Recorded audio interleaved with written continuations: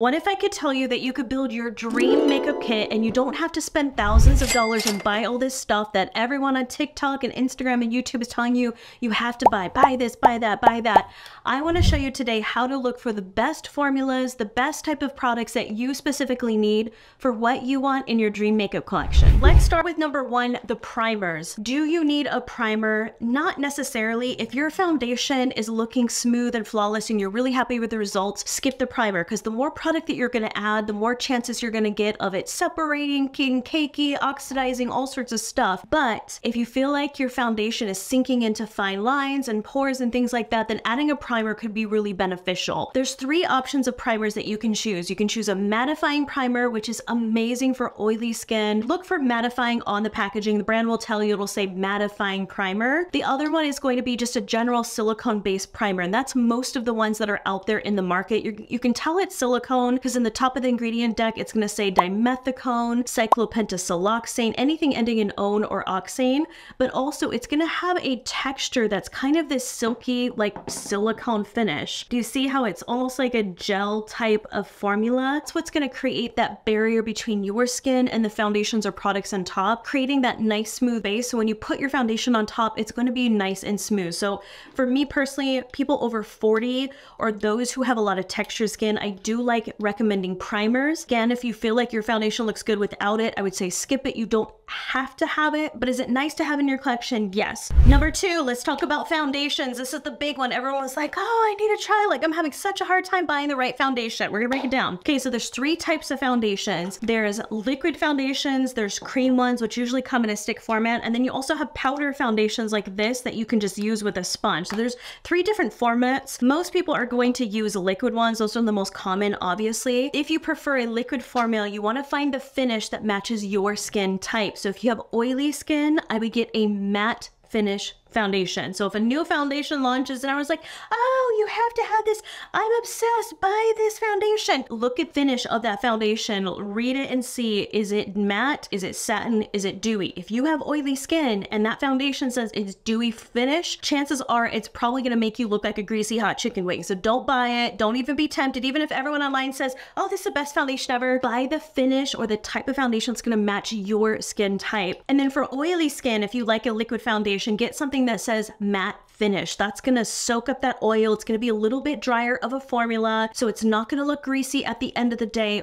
Or this is where I would say you can get a powder foundation instead. You don't have to use liquid, you guys. If you have really oily skin and you're like, look, every foundation I'm wearing is breaking down, it's separating on me, it's oxidizing, it looks like crap at the end of the day, you don't have to use a liquid foundation, especially if you're super oily. Just use a powder one instead. And then for combination skin, I really like recommending a satin finish foundation. It's not super matte, it's not super dewy, it's gonna give you that just looks like skin type of texture. Or a cream foundation could also be really nice because it's gonna give you that coverage, but you can really work it into the skin with your fingers or a nice buffing brush. You guys know I love the Anissa Pinnacle foundation brush. This is what I use when I need a buffing motion. So for cream foundations, this works really well. For oily skin, cream foundations can be a little bit heavy and thick. For dry skin, it can be a little bit too drying. So I like to recommend that for combination of skin types. Then number three is the most important part of building your dream kit, and that is your makeup brushes. Now,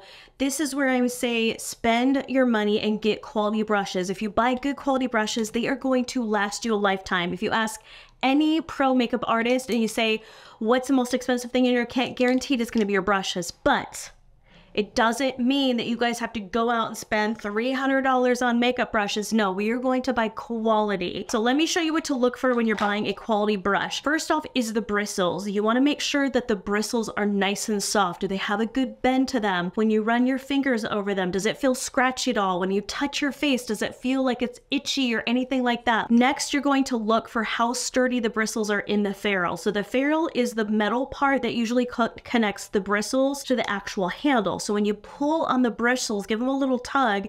If they stay put, that's a well-made brush. If you see that they're starting to shed a little bit, you see a few hairs coming out, that is not quality, folks, not quality. And then lastly, you're gonna look for a good handle. You want something that's not super light or super flimsy. If you have a brush that has a really cheap, like a plastic or hollow handle, when you go to use it, it's gonna be super lightweight and it's gonna start to, let me see if I can kind of fake it here. It's gonna tip like this. You want something that has enough weight to it so when you hold it, it's very comfortable, it's very sturdy. Just look for a well-made handle. And then just certain details on the brush, you can tell if a brand spent a lot of time on it. Like these are the Anissa brushes. I love these so much because you can see they spent a lot of time on the detail. There's the emblem in here. This is a custom coating of the purple. These are by far my favorite brushes that I've used because they just have lasted a long time. I've purchased many of these over the years. They're actually sponsoring today's video, which I'm so grateful for because they know that I love these brushes so incredibly much. So I want to show you 4 brushes that I would recommend that you should get for your collection. So the first one you want is a foundation brush. I love the Pinnacle foundation brush. This is kind of a triangle shape. I use this all the time. You guys see me using it literally in every video I apply foundation because it buffs into the skin really well. It's really soft, gives me a flawless finish to the skin, but also it has a nice kind of slightly rounded shape to it. So if I want to apply cream blush in here or cream contour or bronzer, I can stipple it on as well. So it's like a great multi-use face brush.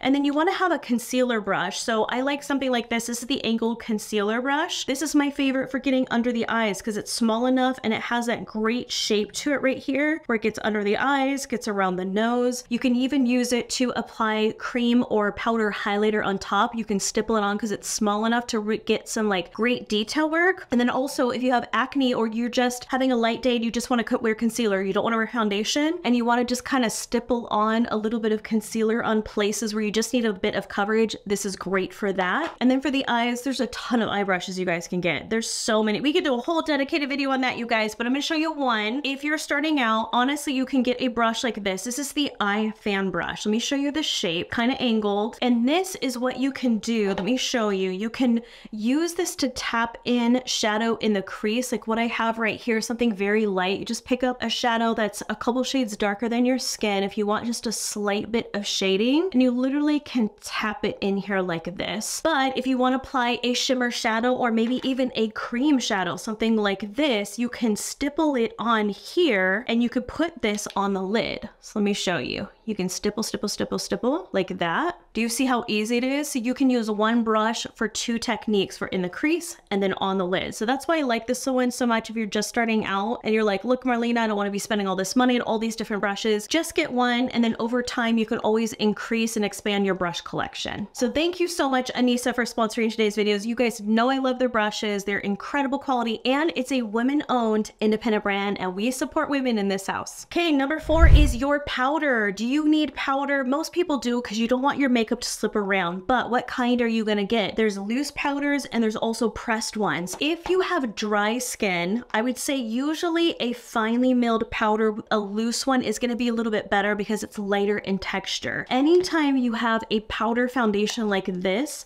it has to have binders and oils and things in it that keep the powder stay put. Is that the word I'm looking for? It has to be pressed into a compact, so it needs things to bind it together. So it's going to be a little bit thicker of a consistency versus a loose powder one. So if you want something very fluffy, lightweight, not a lot of coverage, but still is going to just mattify the skin, then I would say get a loose powder. If you're looking for something that has coverage or pigmentation to it, you want it to be opaque, so it adds more pigmentation to the skin, or you have oily skin and you really just need a thicker formula that's going to hold up to the oil that you're going to have throughout the day, then a pressed powder may be the answer. And then also if you have oily skin and you don't want to wear liquid foundations and you just want something to kind of mattify the skin, soak up the oil and give you a little bit of pigmentation, then a pressed powder can also be a great option. I do have some of my favorite formulas. I'll put them in the description box if you guys are interested, but I want you just to look for the texture. When you get a loose powder, look for something that is called triple milled or finely milled. When you test it in store,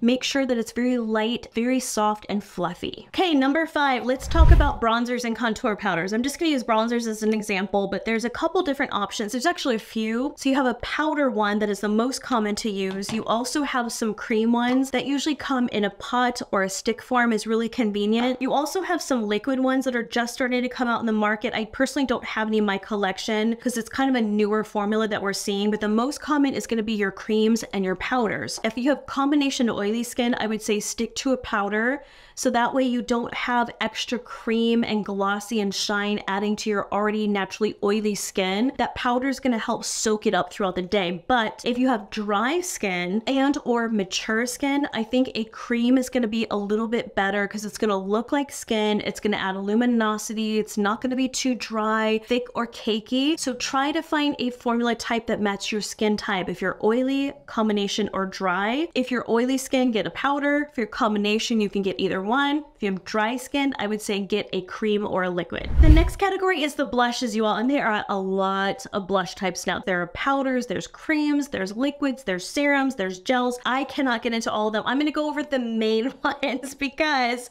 they're the most common. So first one is going to be powder blush. Same thing as the bronzers. Oily skin, amazing if you do powder blush. It's gonna soak up the oil. It's not gonna look greasy or dewy. If you have combination skin, I think you could wear powder or liquid or cream. So something, usually the creams come in like a stick format like this, or you guys know I love this brand as well, a Tower 28. They come in the pans like that. So there's lots of different formats for cream blushes. I personally like applying them with a brush and just tapping it onto the skin, or you can use your fingers and tap it on that way. It'll give you a nice finish. But if you want a very dewy, fresh, lightweight, looks like skin type of finish, then I would say go for a cream or a liquid blush. If you have oily skin and you really don't want to look like a greasy chicken wing at the end of the day, then cream blushes may not be the answer because it's going to slip around later in the day because of your natural oil. So that's why I say get powder. But a trick that we're seeing in the last several years is you could always layer them. If you have oily skin, you're like, look, I really want that dewy, fresh, creamy look, Marlena.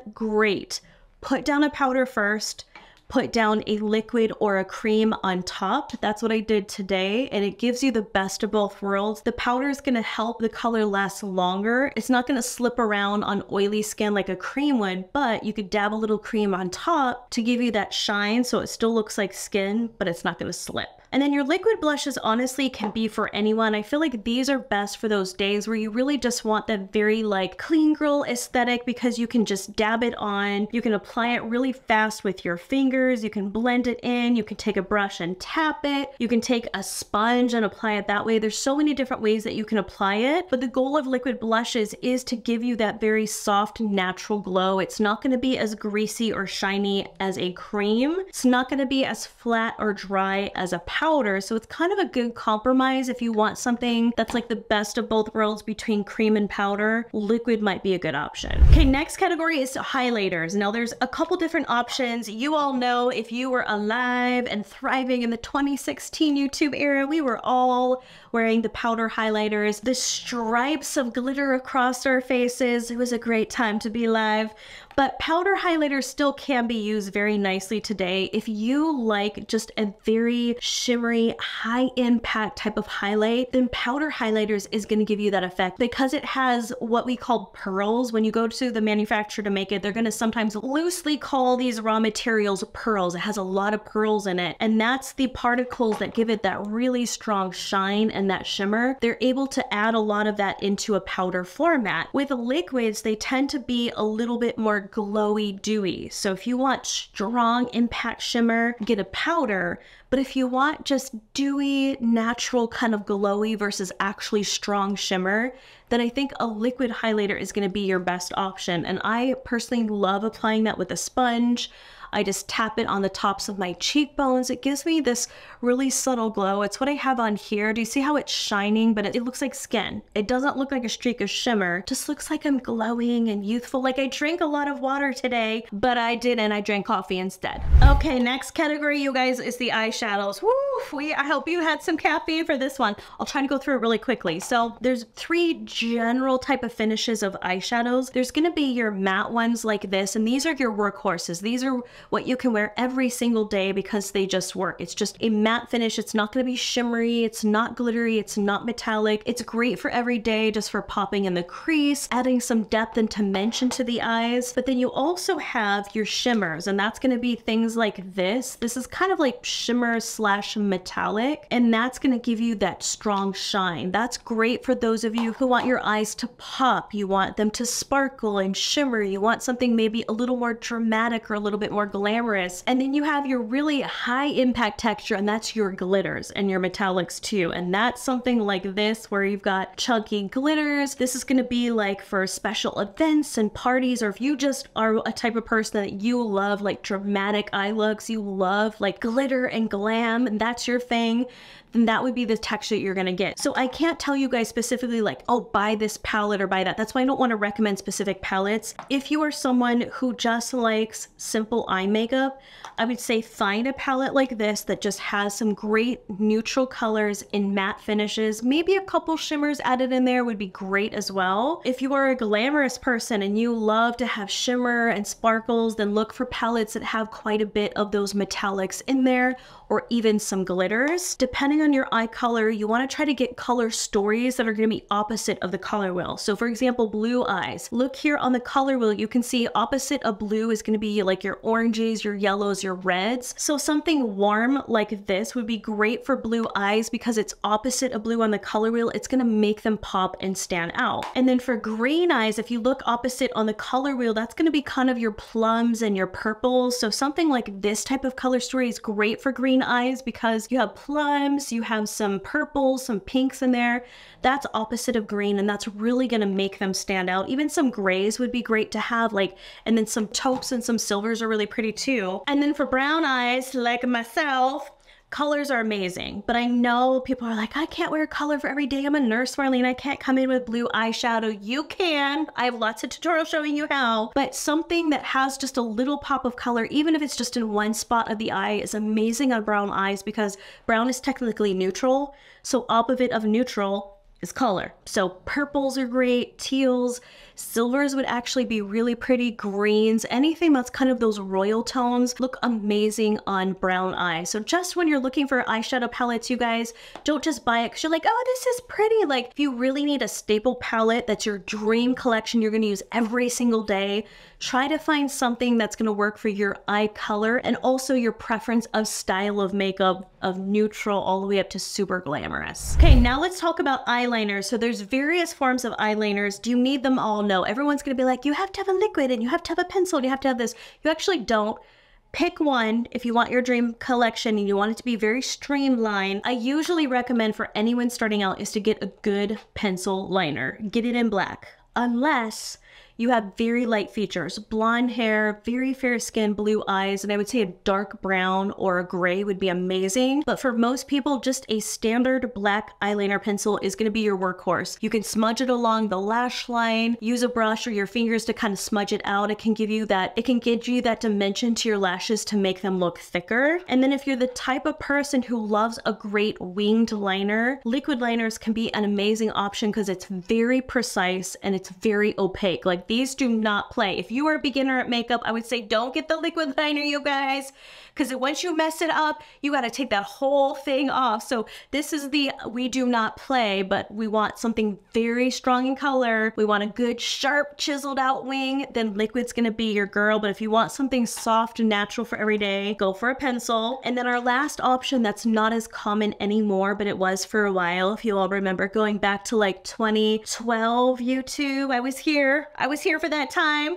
Gel liners are great for those who don't want something as strong as a liquid, but they want to create a wing with a brush. It's a great option if you feel very skilled with a brush and you want to create a wing, but it's not as harsh as a liquid. That would be great for that. But my favorite way to use gel liners, so you're going to dip your pencil in and dip it into the gel liner. So you're going to lift your lashes and you're going to run it up here in the upper waterline. And what that's going to do is thicken the lash line without looking like you have eyeliner eyeliner on. It's just enough to be super natural and just make the base of those lashes look thick. So it's great for applying in the waterlines. So there's your 3 type of eyeliner formats, but if you're starting out and you're like, okay, I want to be smart with my money, just start with a good black eyeliner pencil. You can't go wrong. Okay, now let's talk about mascaras. This is where everyone is like, no, I have my favorite mascara. I want to break it down for you guys by formula and wand type, but mostly the wand. You hear me? I'm like, the wand matters, you guys. Okay, when I've formulated a lot of mascaras. I've worked on mascaras for many, many years now, and it's always really tricky, but the one thing that makes the most difference is the brush. So if you want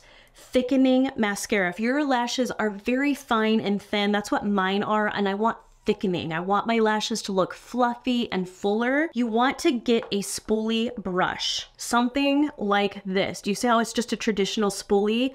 These are gonna fluff up the lashes and not apply too much product, so it's gonna make them look fuller, fluffier, and a bit more natural. But if you have short lashes and you really want something to darken them, make them look very, very dark, but also long, you need a lengthening mascara. You wanna try to get a plastic wand like this one. Do you see the difference? This is plastic versus a spoolie. These are gonna deposit a lot of color. So if you have very fine, thin lashes like myself, I don't like the plastic spoolie because it puts too much color down, making my lashes look very skinny. They look like little spider legs sticking out. So I have to have a traditional spoolie, but if you need lengthening, say you have like kind of short stubby lashes, then a plastic wand is gonna work. So there's your basic 2 types of wands to look for: your spoolies and then your plastic ones. The spoolies for thickening, the plastic ones are gonna be more for lengthening and darkening. Okay, next category is your brow products. You guys with me? I hope you got a drink and a snack. Okay, I'm trying to move through quickly. When you're starting out, best option, brow pencil. Hands down. Again, I'll put my favorites in the box below. I have tested them all. Brow pencils are great for natural look because it gives you a soft kind of hair stroke. You can create lines in any bald spots that you have. You can turn it sideways and kind of shade it to fill it in if you want fuller looking lashes. It's just easy and it's great for every day. But if you have really, really sparse brows like I do, I have like missing hairs, like bald spots in here, then a brow ink is going to be great because you can actually fake hair strokes by drawing on lines that look like hair. But the thing is it's going to be darker, a little bit more dramatic, so you got to be careful with this. So if you're new to makeup, get a brow pencil. You can kind of do the same thing, but if you want super filled in hair strokes, then a brow ink is going to work. You can also use brow powder if you want to fill it in with a brush. That's super easy too, but I think pencil honestly is the best option. And then to set your brows, for that trend of having your brows kind of laminated up or like standing straight up, you can get some brow gel, and you're going to use that to just comb through the hairs to get them to stay in place, stay put, comb them upwards, so it gives you a nice kind of lifted, flattering shape to the brows. So do you need all 3 of those? Not necessarily, but if you have very sparse brows and they just need a lot of help like I personally do, then it would be great to have all 3. But if you're trying to save your coins, start with just the brow pencil. Okay, then our last category is the lip. This is quite the category. Okay, gloss, lip gloss. It always comes and goes in trends, but for me personally, I will keep it in my collection all the time as a staple because it makes your lips look fuller. I'm 44. I did not get lip filler in quite a long time, you guys, so this is my natural lips by this point, and they look fuller every time I wear gloss. So I don't care if it's on trend or not. If you want your lips to look fuller, lip gloss is going to be your formula. Slap it on. It's easy. You can throw it in your purse, ready to go. If your lips need definition, especially as we get older, now that I'm 44, I have had to use lip liner. I didn't used to have to before, but if you need lip definition, using a lip liner is going to give you that shape. It's going to fine your lips. It's going to make them look a little bit bigger. So I really do recommend, especially if you're over 40 or you want your lips to have strong definition, then getting a lip liner in a nice neutral color is great. Again, I'll put color recommendations in the box below. If you are a worker that works long hours and you need something that is going to last all day, you are a nurse, you have a 12-hour shift, you do not have time to be reapplying lip stuff every couple hours, get a liquid lip. I really like these ones by Sephora. I know, try not to pitch products through here, but these are really good, you guys. Look for a formula that is hydrating, doesn't sink into the fine lines. Read the reviews online, you guys. Check them out for yourself, but a liquid lip is going to be amazing if you need your lip color to last a really long time. Like, this is the formula I use when I wear like a red lip. I hardly ever use a traditional lipstick bullet when I wear red because I'm messy as hell. I drink coffee all the time. I get it all over my face. I look like a clown. But when I wear a liquid lip, it stays put, so I don't have to worry about that bright red or a hot pink color getting all over my face. It's